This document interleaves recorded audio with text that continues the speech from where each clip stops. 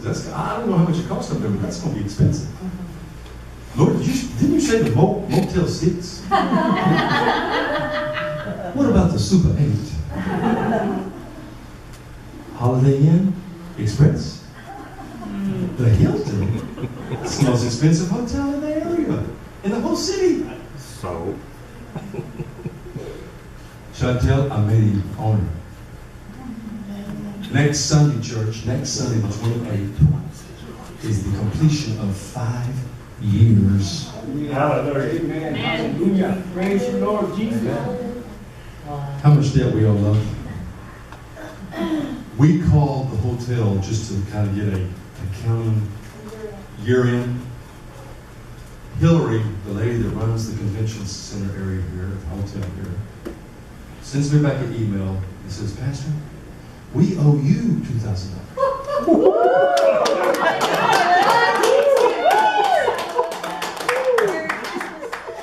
So Christy, now stay with me. We've been here 5 years. It's expensive. They owe us $2,000. Because you can't outgive God.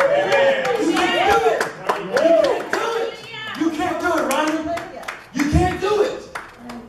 Ronnie told a testimony this morning that he had a bill that he owed $4,000. Y'all with me? $4,000. He called the lady and said, look, I'm sorry, I've been on disability, things have been rough, things have been tight, but I will pay you as soon as I can.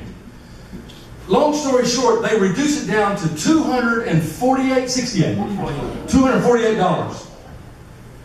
My God, Ronnie, I've had bills before that I owed that was $248, and he said, you owe me $4,000. And then they came back, she goes, you know what, we're going to knock off another $100. So now this $4,000 debt is $148. And I told Ronnie, I said, Ronnie, go pay that bill as fast as you can before they change their minds. Pay it in full. Because if God be for me, who can be against me? I'm running out of time, but I'm going to hurry up here. Y'all stay with me. If you're with me, say amen. Amen. All right. All sheep and all oxen, the beasts of the field. You know, this goes all the way back to Genesis 1. When God says, you know, I've made man in my likeness and in my image, and I've given him dominion, church. Church, we've got to take dominion. Amen. That's what Mary was talking about this morning. Remember when that kind of the crux to your message? Is that, hey, we are the light. God has made us the light. We can't hide ourselves under a bushel. We need to be on top of the rooftop, letting people see the light of God in our lives. I don't have time to talk to you about today. I'll tell you another time. But I'll tell you, I've been asking the Lord to use me in a better way. I can't even talk about it. I'll get messed up right now. You know how hard it is to play a piano and sing when you're crying and stuff is coming out your nose? It's hard. It's hard to preach, you know, when you're crying like a baby too. But God just began opening up doors. I come home and tell my wife, I said, you just can't believe the opportunities that God has given me to share His name. Verse 8, the fowl of the air, the fish of the sea, and whosoever passeth through the paths of the sea. O Lord, O Jehovah, verse 9, our owner, how excellent is thy name in all the earth.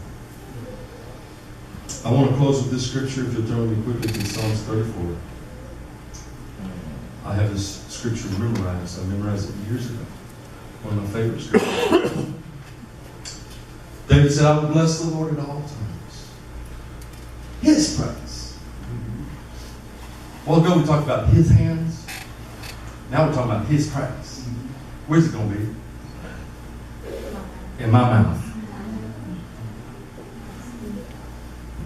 Who said that this morning? Was it Beverly or you that said about you got to watch what comes out of your mouth?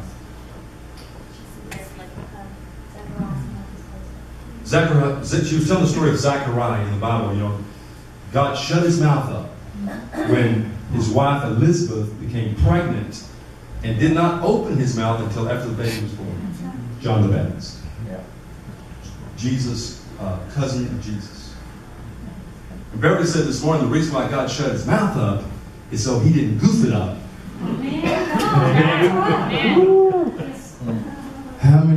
is that I goofed up with my, as Ralph Crandon from the Honeymooners would say, my big mouth.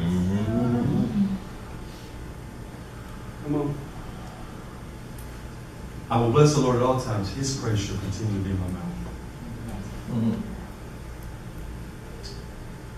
Next verse, Ronnie. My mind went blank. My soul shall make her boast in thee, Lord. The humble shall hear thereof and be glad. Oh, magnify the Lord with me, and let us exalt his name together. Listen, church, I'm not trying to be mean, but there's people right now that didn't come to church because they don't need church. Well, then they need to take out that part that says us. That us. How am I going? How's it going to be us if I'm at home by myself with a TV dinner, getting ready for the football game to start? Whoops. You didn't say that with outside noise. I've had people tell me, oh, you don't have to go to church to be a Christian. I said, no. I guess that's about that makes as much sense as I don't have to live with my wife to be married. How good would that work? What'd you say? I must reside at your residence. Why can't you just be happily married and I live somewhere else? That's about as dumb as somebody saying that they don't have to come to church. That doesn't make you a Christian. No, going to church doesn't make you a Christian, just like going in the garage doesn't make you a car. Or climbing into a cookie jar makes you a mouse. But let me tell you something. If you love the Lord, you're going to love His house, and you're going to love His people, and you're going to want to get around people that know how to worship and know how to love God, and you're going to be inspired, or you're going to be an inspiration. People say, well, you know what? I don't need to go there and get inspired by somebody. How about you go there and inspire somebody? Man, I'll tell you what, I'm really getting on some people today. Christy, you just come back and see me again sometime. I'm usually a really nice guy. Please, don't judge me just for a day, Christy, please. Okay, I'm going to leave you with these. I'm closing, right? God only, I want to give you 4 little points and then we're done for today. And listen, like Karen said, we love y'all so much. We hope y'all have the greatest Christmas that you've ever had. And that you'll shine your light to your... I know you guys have to be like me. You have to have some loved ones that are lost. Or maybe actually that are away from God. Just let your light shine. Just love them. I got this old friend of mine that I've been talking to here lately. I hadn't seen him in years, but we've been staying in touch. Well, he has embraced this Hebrew way of life, and he's kind of abandoned, Beverly, the Christian way of life. And one thing that he's done is he has abandoned and doesn't believe in Christmas anymore. And he told me himself that his mother, his whole life, ever since he was a little boy until he can remember back as far back as he can remember, that one of the special times at his house was when all the family came over for Christmas. And I said, well, do you still go? He said, oh no, I ain't gone in 2 years.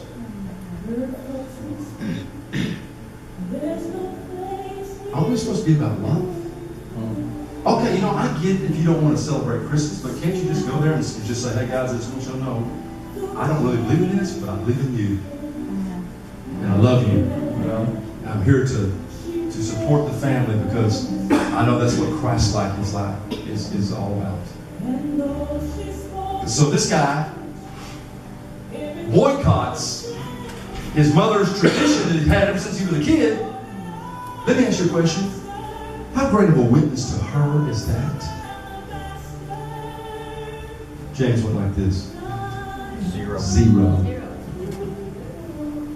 Shame on him. And I told him, I said, we're going to have a long talk after Christmas, the holidays. Because I love this guy, but he's gotten off and out there. He said some other things I won't tell you about, but it tells me that he's off. Number 1, God only reveals His name to babies.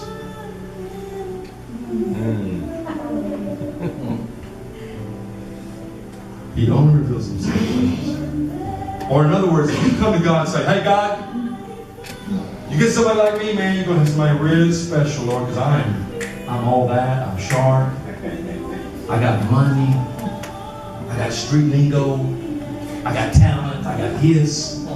God says, next. Next. Anybody else out there? Next. But when you come to God and say, God, remember the story of the sinner kneeling down and beating his chest and saying, I'm a sinner. I'm a sinner. And the old Pharisees over going, I'm glad I ain't like him. And Jesus said, man, you are clueless. That's what I accept. And what you got, I don't know. Preacher, where can you back that up in the Bible? Depart from me, I never knew you. Look out. See, it has to be somebody that thinks that God knows them for him to say, I never knew you. Come on, somebody. So number one, you got God only reveals himself to babies. I got to tell you all this story. Thank God for FaceTime. My babies are a long way from two of my babies. Two of my babies are here, and I love them. We get to have a lot of great times with them. But two of my babies are coming in tonight. Ronnie, bring it down just a minute. Thank you. Two of them are coming in tonight. But the little one, Allie, I found out that she says and can mean yes or no. It's kind of like aloha. I don't know if you knew this, but aloha means hello, and it means goodbye. When you see somebody, you go aloha. Or when you're leaving, say aloha. Well, this means means yes or no. It's Allie. So I've got her FaceTime, and she wants to hold the phone and see her papa. Or she calls me Poppy. It's so funny. Kristen's daughters call me Poppy, and her daughters call me Papa. So I'm Papa and Poppy, but it's the same person. Allie looks at me in the FaceTime, and those big eyes, that red cheeks, that round head. I don't know where she got that, but anyway, she looked at me and I said, Allie, you know you're coming to Texas. Are you excited about seeing Papa? And she went, I said, what about Mimi? You want to see Mimi, don't you? She said, I said, I knew this would be her. What about Christmas? We got presents for you. Maybe there's a dolly in there. Don't you want to open up those presents? She said, And Kristen's in the background going, say, She kept going, So now, Karen and I, everything, a lot of times during the day we go, The other day, Karen said, would you take out the trash? I said, Number two. Number one is, he only hears babies. In other words, he only receives those that are dependent on him, that call him owner. Can you say amen? Amen. Number two, God's fingers. God is so great, all he needed was his fingers to create the entire universe. That's how big our God is. Amen. I mean, that's what David said in Psalms 34, Jesse, a while ago. He said, my soul shall make her boast. You know what boasting is? Bragging. That's right. I used to tell my friends that my dad could whoop their friends. Because our dad had us convinced that he was an expert in judo and karate. He was in the army. And he trained men. He was such a good trainer of men, they kept him here and didn't send him overseas to fight in the war in World War II. That's a true story. But he would not spank us, Jesse, with a belt like normal parents. He would chop us. And I'll tell you, my dad could hit you in the back of the neck, and all you saw, before you went out, all you saw was, oh, there's a lot of stars. Jesse, he could do it.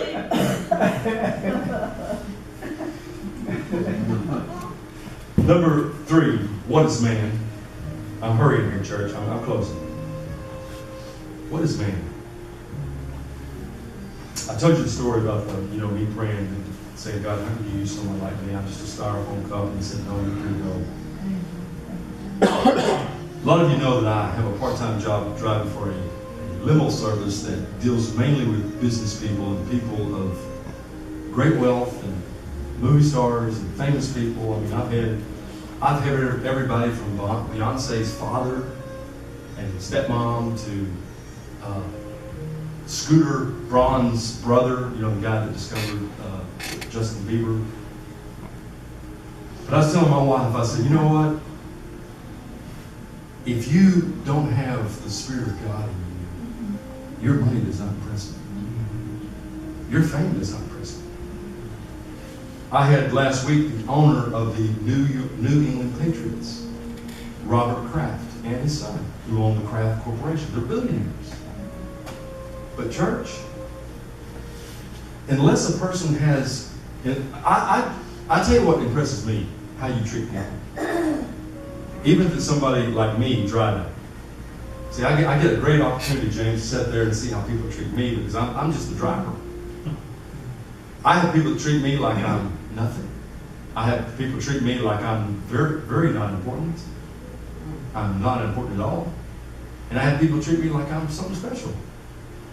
And to me, that impresses me because that's the Spirit of God. See, God always looks in your life and He sees the good in you.